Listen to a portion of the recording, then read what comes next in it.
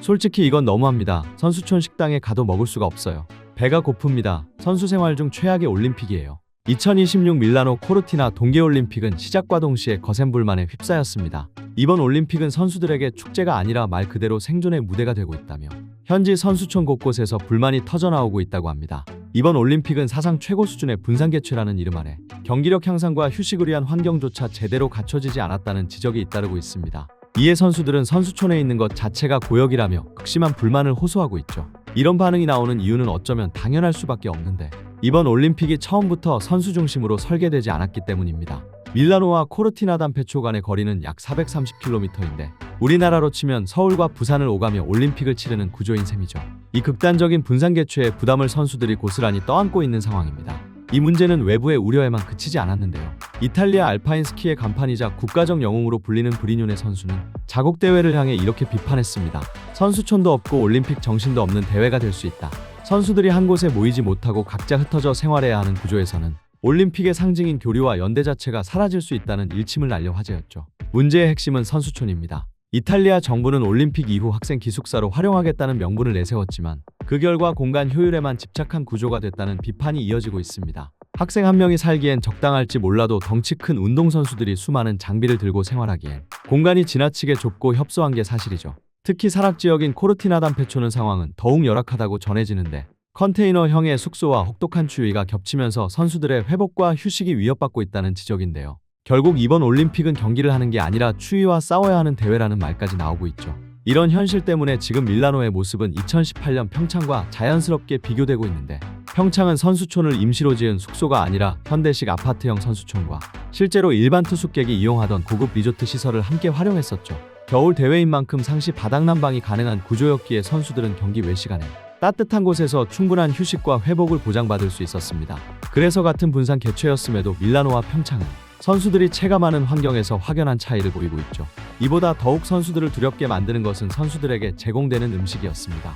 이번 밀라노 올림픽 공식 셰프로 카를로 크라코를 내세웠습니다. 그런데 카를로의 올림픽 셰프 경력은 이번이 처음이 아닌데요. 크라코는 2016년 리우 올림픽 때도 같은 역할을 맡았던 인물이죠.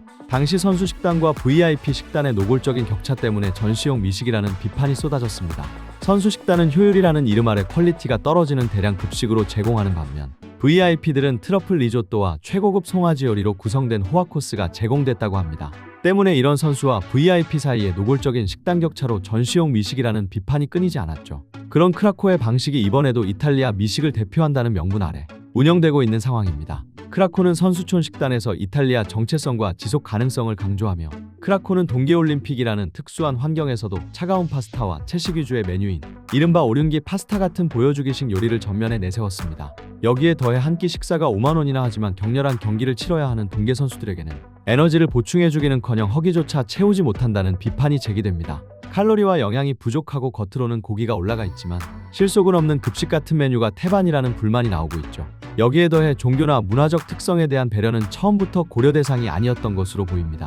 선수들은 일방적인 이탈리아식 식단을 수용해야만 하는 현 상황에 강한 거부감을 드러내고 있죠. 사태가 이렇다 보니 모든 선수의 입맛을 사로잡았던 평창 올림픽의 식단이 다시금 회자되며 역대급으로 재평가받고 있습니다. 당시 평창 선수촌 식당은 전 세계적으로 극찬을 받았는데 180명의 전문 요리사가 24시간 운영됐고 선수들에게 갖고 온 빵은 물론 한식, 양식, 할랄 식단까지 포함해 무려 420여 종의 메뉴가 제공됐습니다. 따뜻한 식사와 충분한 선택지 덕분에 선수들은 경기 직후 회복에 집중할 수 있었고 그로 인해 평창 선수촌 식당은 대회 내내 민원이 단 한 건도 없을 정도로 높은 만족도를 기록했죠. 이런 평창의 경험은 이번 밀라노에서도 다시 한번 빛을 발하고 있습니다. 이번에도 급식지원센터를 운영해 한국 선수단에게 도시락을 지원하고 있다는 점입니다. 여러 지역으로 분산된 이번 동계올림픽을 대비해 총 22억 원의 예산으로 급식지원센터 3곳을 마련했다고 합니다. 각 센터는 선수촌에서 최대 15분 거리에 배치돼 따뜻한 도시락을 선수들에게 신속하게 보내고 있다는데요. 이곳에 대한체육회 진천 국가대표 선수촌 영양사 및 조리 인력 등이 파견되어 2월 23일까지 총 23일간 현지 선수촌으로 한식 도시락을 전달할 예정이라고 합니다. 가져갈 수 없는 신선 채소와 과일류는 어쩔 수 없이 현지에서 구매해 사용하지만 김치와 절임류 선수들에게 에너지를 줄 미숫가루는 한국에서 특송으로 보냈고 특히 대회 기간 중 설날이 포함된 점을 고려해 떡국을 비롯한 명절 맞춤 한식 식단도 준비했다고 하죠. 이번 밀라노 올림픽에서 주목할 점은 지금까지 도입하지 않았던 신기술 발열 도시락입니다. 낮은 기온과 불규칙한 경기 일정이라는 열악한 환경 속에서 선수들이 언제나 따뜻한 식사를 할 수 있도록 발열팩을 활용한 특수 용기를 전격 도입한 것이죠.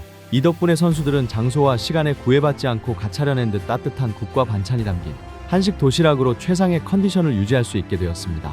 이런 한국 도시락이 연일 화제가 되자 올림픽 공식 셰프 크라코의 한지인은 그가 이 상황을 지켜보며 불편한 기색을 숨기지 않았다고 전했습니다. 그러면서도 크라코는 아이디어만큼은 인정할 수밖에 없다는 말을 남기며 한국 도시락의 방식에 씁쓸한 감탄을 보였다고 하죠. 그리고 현지에서 이런 한국 도시락을 접한 다른 나라 선수들 사이에서는 한국 선수들이 너무 부럽다, 나도 따뜻한 한식 도시락을 먹고 싶다라며 평창 선수촌 생활이 너무 그립다라는 반응까지 나오고 있습니다.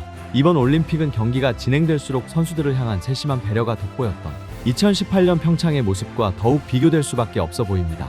이런 악조건 속에서도 최선을 다하고 있는 우리 선수들이 따뜻한 한식 도시락으로 힘을 얻어 끝까지 건강하게 좋은 성적을 거두길 응원하며 오늘 영상 마치겠습니다.